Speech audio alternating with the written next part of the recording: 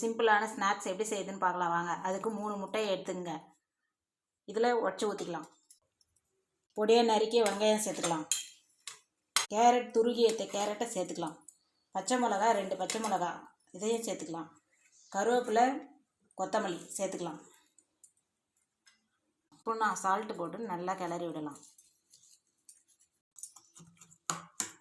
நம்ம ஆயில் சேர்த்துக்கலாம்.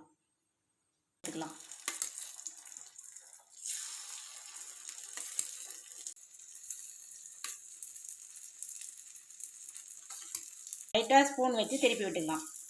இதே மாதிரி எல்லாத்தையும்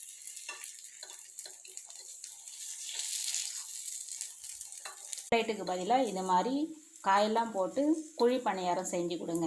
குழந்தைங்க நல்லா விரும்பி சாப்பிடுவாங்க. வச்சு எடுத்து சர்விங் பிளேட்டில் போட்டுக்கலாம். நீங்களும் இது மாதிரி செஞ்சு பார்த்துட்டு எப்படி இருந்ததுன்னு கமெண்ட்ஸில் சொல்லுங்கள்.